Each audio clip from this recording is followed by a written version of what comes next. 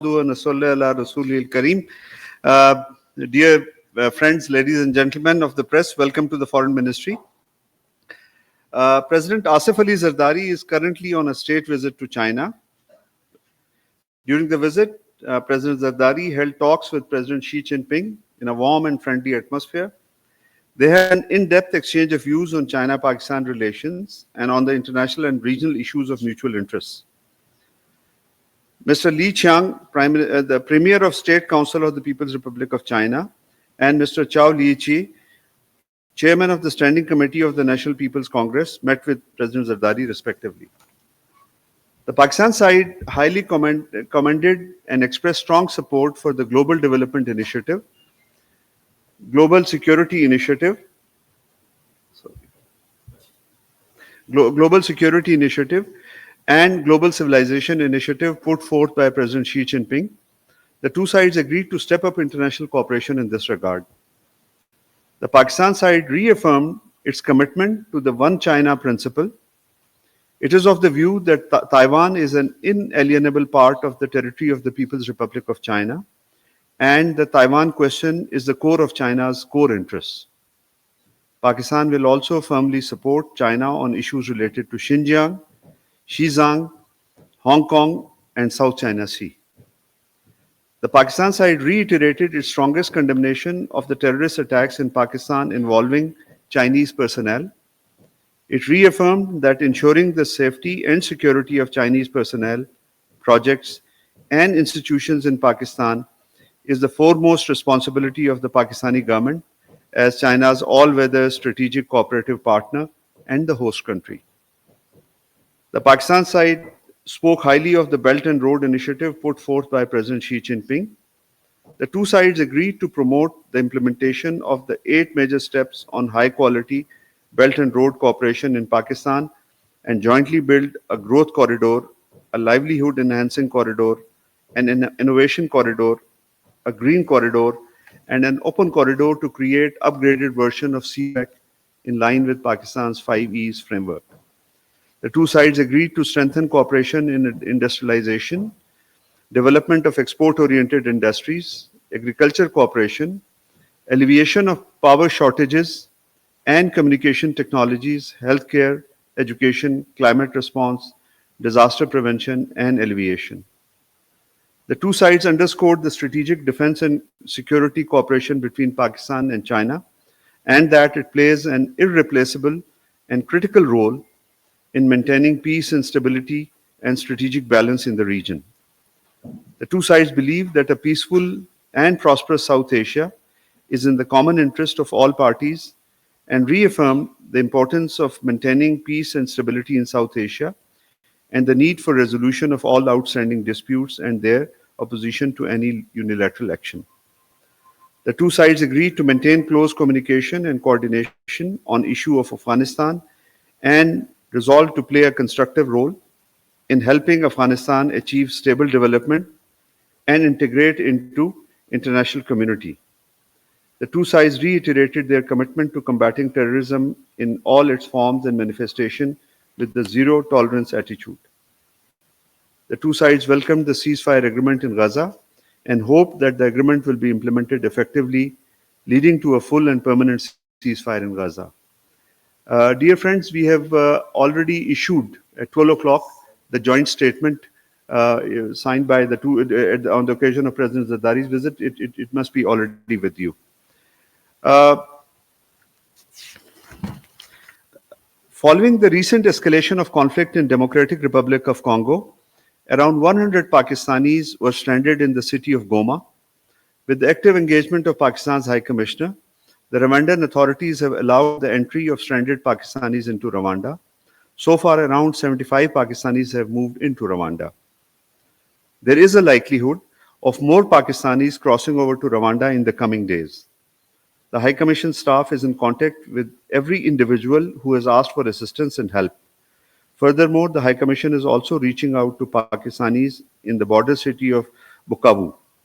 Details of our High Commission have already been shared in our last week's press release for any affected Pakistani requiring assistance from the mission.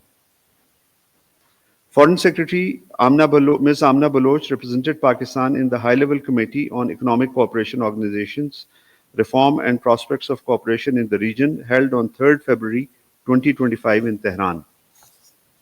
At the high-level committee, the Foreign Secretary highlighted the need for comprehensive reforms in ECO, particularly in the areas of finance and budget, efficiency of secretariat, and recruitment policy. The Foreign Secretary further reaffirmed Pakistan's commitment to regional connectivity and trade and highlighted the importance of ECO Vision 2025 in terms of increasing intra-regional trade and regional connectivity. She expressed hope that collective and coordinated efforts of ECO member states would lead to realization of true potential of ECO in the region. During the visit, the Foreign Secretary also called on Iran's Foreign Minister, Sayyid Abbas Araghchi. Both sides discussed global and regional matters of mutual interest and reaffirmed resolve to further strengthen mutually beneficial partnership and bilateral ties. The fifth round of bilateral political consultations between Pakistan and Serbia was held on 31st January 2025 in Islamabad. Additional Secretary Europe led Pakistan delegation, while State Secretary of the Ministry of Foreign Affairs of the Republic of Serbia, Damjan Jovic, led the Serbian delegation. Pakistan and Uzbekistan held the third round of bilateral political consultations in Tashkent on 5th February 2025. The Pakistan delegation was led by Additional Foreign Secretary Sayyid Ali Asad Gilani, while the Uzbek delegation was led by Mr. Aloyev Bakhromjan, First Deputy Foreign Minister of Uzbekistan. The two sides reviewed bilateral cooperation across a range of areas, including political and inter-parliamentary relations, as well as collaboration in the sectors of economy, energy, trade, investment, education, culture, information technology, and tourism.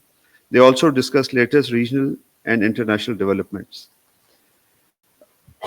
At the invitation of Government of Pakistan, the Director General of the International Atomic Energy Agency, Mr. Rafael Mariano Grossi, will undertake an official visit to Pakistan next week. During the visit, the DGIAEA will call on the Prime Minister and the Deputy Prime Minister, Foreign Minister. He will also participate in seminars at Pakistan Nuclear Regulatory Authority and the National University of Sciences and Technology. He would also visit in Mole Hospital in Lahore and Chashma nuclear power generating stations. Pakistan and IEA have a long-standing cooperation that dates back to 1957. Pakistan is currently a member of the Board of Governors of the IAEA. The visit reaffirms Pakistan's deepening partnership with the IAEA on the peaceful uses of nuclear technology aimed at fostering socio-economic development of the country. We have issued a press statement, but I want to make a mention of it here. We extend our deepest condolences at the passing away of His Highness Prince Karim Al Hussaini Aga Khan IV, the 49th Imam of the Ismaili community, a spiritual leader, statesman, visionary, and philanthropist. His Highness combined many roles and stood out as a unifying figure in our fragmented world. We cherish His Highness Prince Karim Aga Khan's special attachment with Pakistan and recall his unforgettable role for the development of its people. We respectfully remember the contributions of his grandfather, His Highness Sultan Muhammad Shah Aga Khan, to the independence movement and creation of Pakistan, and also of his father, His Highness Prince Ali Khan, for his service as Pakistan's ambassador and permanent representative to the United Nations in New York. The people of Pakistan extend heartfelt condolences to his family and the Ismaili community all over the world in this hour of sorrow and grief. Pakistan condemns Israel's undue restrictions impeding the flow of aid, shelters, and necessary medical equipment to the territory in violation of the ceasefire deal. As per the agreement, 60,000 trailers and 200,000 tents were supposed to enter Gaza, and the deal also required Israel to allow equipment to help clear the rubble to reach Gaza. Amidst dire humanitarian needs, Israel's undue restrictions are an outright violation of the ceasefire agreement, and it will have dangerous and unprecedented implications for the entire region. We call on the international community to break its silence on the blatant violation of the ceasefire agreement by Israel and its continuous atrocities committed against the innocent Palestinians. The international community must step up and ensure that the ceasefire agreement is honored in letter and spirit. We also urge the international community to hold Israel accountable for its war crimes and crimes against humanity. We call for enhanced, unhindered humanitarian assistance to those in urgent need, opening of all access points of supply to Gaza, and for allowing all UN and international agencies, including UNRWA, to operate fully in Gaza. We also reaffirm our unconditional support for the right to self-determination of the Palestinian people and for the creation of Palestinian state with Al-Quds al-Sharif as its capital. The government and people of Pakistan yesterday observed the Kashmir Solidarity Day and expressed their resolve to stand with the Kashmiri people in their just struggle for the realization of their right to self-determination.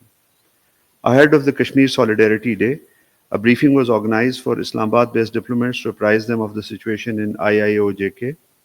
The officers and staff members of the ministry, led by the Foreign Secretary, participated in the Solidarity Day walk held on the Constitution Avenue. A wide range of other activities, including seminars, webinars, public rallies, and photo exhibitions, were organized across the country and at Pakistan's diplomatic missions around the world. These activities were aimed at expressing solidarity with the Kashmiri people and highlighted the human rights violation in IIOJK. I thank you. And